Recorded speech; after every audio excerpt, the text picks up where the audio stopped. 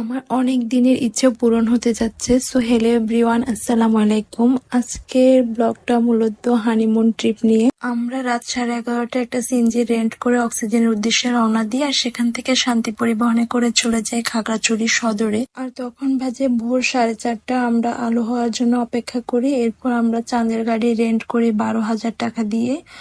আমরা সকালে ব্রেকফাস্ট করে বাগাইছড়ির উদ্দেশ্যে রওনা দিই। আমাদের সাথে আরো দুটো কাপল অ্যাড হয়েছিল, তবে ফ্রেন্ড সার্কেল একসাথে আসলে চাঁদের গাড়ি রেন্ট করতে সুবিধা। আমাদের অনেক দিনের প্ল্যান ছিল সাজেক যাওয়ার, কিন্তু সত্যি সত্যি সাজেক যাচ্ছি আমার তো এখনো বিশ্বাসই হচ্ছিল না। চাইলে সিএনজিতে যাওয়া যায়, কিন্তু হৃদয় চাচ্ছিল না সিএনজিতে যেতে, কারণ সিএনজিতে যাওয়াটা একটু রিস্কি। এরপরে তো আমাদের চাঁদের গাড়ি চেকপোস্টে বাগাইছড়িতে দাঁড়ায়। এখানে দুইটা স্পট আছে, একটা 10:30 সকাল আর একটা হচ্ছে 3টা দুপুর। সেনাবাহিনীরা এখানে প্রত্যেকটা গাড়ির সামনে আর পিছনে থাকে, এটা মূলত সেফটির জন্য। এরপর থেকেই সাজেকের রাস্তার সৌন্দর্য শুরু। আর রাস্তাগুলো এত বেশি উঁচু নিচু আর আঁকাবাঁকা ছিল, দেখতে এত সুন্দর ছিল। আমি যতই দেখতেছিলাম অত বেশি মুগ্ধ হচ্ছিলাম। এরপর আবার সবগুলো গাড়ি দাঁড়ায়। পাহাড়ি রাস্তায়ও জ্যাম ভাবা যায়, আসলে এটা জ্যাম না, এখানে ক্রসিং হবে। যেহেতু অপোজিট পাশের গাড়িগুলো একসাথে চললে অ্যাক্সিডেন্টের একটা রিস্ক থাকে, সেজন্য ক্রসিং এ একটা টাইম থাকে।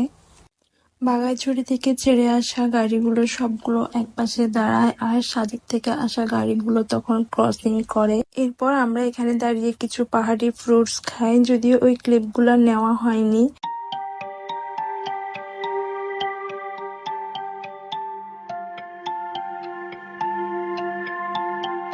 সাজেক হচ্ছে রাঙামাটি জেলার উত্তরে মিজোরাম সীমান্তে অবস্থিত, আর এর উত্তরে হচ্ছে ভারতের ত্রিপুরা, দক্ষিণে রাঙামাটি। সাজেকে হচ্ছে দুইটা পাড়া আছে, একটা রুইলই আর একটা কংলাক। আমরা এখন রুইলই পাড়াতে, এটা প্রায় 1720 ফুট উপরে ভাবা যায়।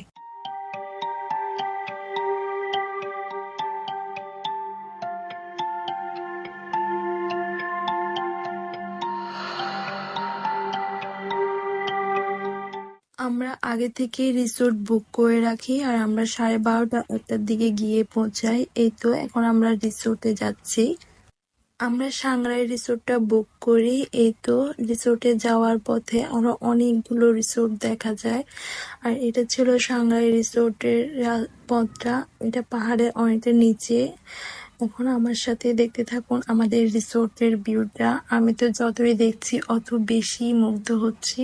সাংগ্রাই রিসোর্টে এক রাত স্টে করা হচ্ছে 4,500 টাকা। আমরা যেহেতু 2 রাত ছিলাম, আমাদের টোটাল রিসোর্ট ভাড়া এসেছিল 9,000 টাকা। ফাইনালি আমরা রিসোর্টে গিয়ে পৌঁছাই, আর এটা ছিল রিসোর্টের রিসেপশন। দেখতে পাচ্ছেন কতটা এস্থেটিক, আর পাশে ভিউ গুলা তো অসাধারণ ছিল। বাহিরে বসার জন্য খুব সুন্দর কিছু প্লেস ছিল। এখন তারা আমাদেরকে আমাদের কটেজে নিয়ে যাবে। আমরা পূর্ণিমার চাঁদ দেখার জন্য ফুল মুনেই বুক করেছিলাম রিসোর্ট। এই তো এখন আমরা আমাদের কটেজে চলে এসেছি। আমাদের কটেজের নাম ছিল সানশাইন। আমরা যেহেতু 2 রাত স্টে করেছিলাম, সো আমরা 2টা কটেজে ছিলাম, আর একটা কটেজ আপনাদেরকে দেখাবো। এগুলো ছিল কটেজের বাইরে বসার জায়গা। আপনারা যদি গ্রুপ নিয়ে আসেন তাহলে অনেক বেশি মজা করতে পারবেন, বাইরে বসে গান গাইতে পারবেন, অনেক অনেক বেশি মজা করতে পারবেন। তো কাপল আসলে চাইলে এখানে বসে যে কোনো পার্টি বা যে কোনো কিছু অ্যারেঞ্জ করতে পারবেন। এন্ড ফাইনালি আমাদের কটেজের ভিতরে আপনাদেরকে দেখাবো এখন।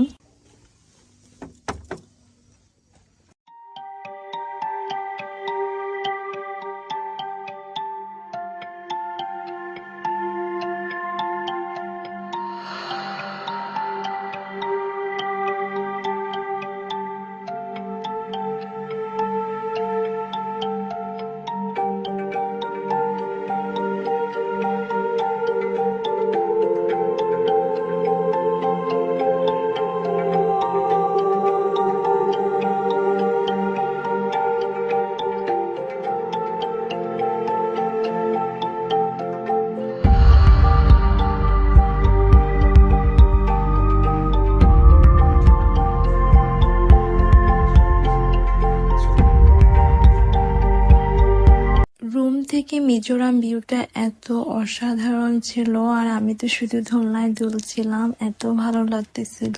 তো আমাদের রুমের সাথে কমপ্লিমেন্টারি কিছু জিনিস ছিল, যেমন এখানে স্টেটে কিছু বাস্কেট, টুথব্রাশ, পেস্ট এবং লোশন, শ্যাম্পু সব ছিল। এরপর চলে আসলো আমাদের লাঞ্চটা কমপ্লিমেন্টারি ছিল না, আমরা মন্টানাতে অর্ডার করেছিলাম, আমাদেরকে রিসোর্ট থেকে এনে দিয়েছে। পাহাড়ি এই ব্যাম্বো চিকেনটার প্রাইস ছিল 500 টাকা। আমরা 1:2 অর্ডার করেছিলাম, এটা দুজন অনায়াসে খাওয়া যায়। পাহাড়ি এই ব্যাম্বো চিকেনটা আমি ফার্স্ট টাইম ট্রাই করেছি, এটা খেতে এত মজা, আমার এখনো মুখে লেগে আছে। এটা সরিষা বাটা দিয়ে রান্না করে, সাজেকে আসলে একবার মাস্ট ট্রাই করবেন এই ব্যাম্বো চিকেনটা, আমার অনেক বেশি ভালো লেগেছে। আর আমাদের দুজনেরও অনেক বেশি ক্ষুধা লেগে গিয়েছিল, যেহেতু রিসোর্টে এসে ফ্রেশ হয়েছি, তারপর খেতে বসেছি, অনেক টাইমও হয়ে গিয়েছিল, কিন্তু এত সুন্দর ভিউতে আর এত মজার খাওয়া কিছু ক্লিপ না নিয়ে থাকতে পারছিলাম না। আমরা অনেক বেশি টায়ার্ড ছিলাম, তাই আর রেস্টুরেন্টে যাইনি, বারান্দায় বসে আমাদের লাঞ্চটা কমপ্লিট করলাম। রিসোর্ট থেকে এত সুন্দর করে সাজিয়েছে, যেন মনে হচ্ছে একটা স্বপ্নের বাড়ি। ঘুম থেকে উঠে মনটা একদম ফ্রেশ হয়ে গেল। তখন এসে টায়ার্ড ছিলাম, তাই ঘোরাঘুরি করতে পারিনি, তাই এখন আমরা চারিদিকে একটু হেঁটে দেখছিলাম কোন প্লেসটা কিরকম বা কোথায় ফটোশুট সুন্দর হবে।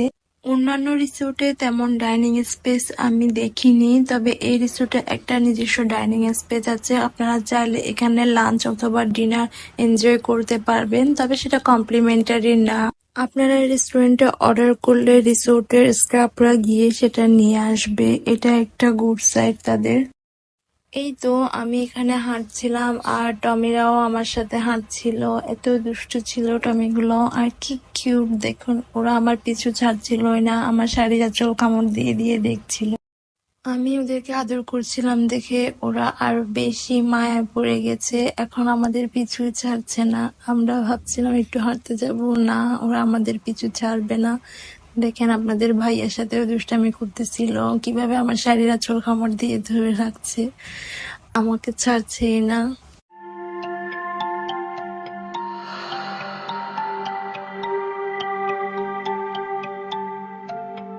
তারপর আমরা হেলিপ্যাডের দিকে হাঁটতে যাই, এখানে ছোটখাটো একটা মার্কেট আছে পাহাড়িদের, আর ছোট ছোট অনেকগুলো খাওয়ার স্টলও আছে। তো আমরা এখান থেকে কচি বাঁশের বড়া, তারপর মোমো অর্ডার করেছিলাম, এরপর জিলাপি। এখানে শাহি বিন্নি চালের যে জিলাপিটা, ওটা খেতে এত মজা, আর ওদের বেশিরভাগ আইটেমই বাঁশের ছিল, তো বলতে গেলে টাকা দিয়ে বাঁশ কিনে খাওয়ার মতো অবস্থা।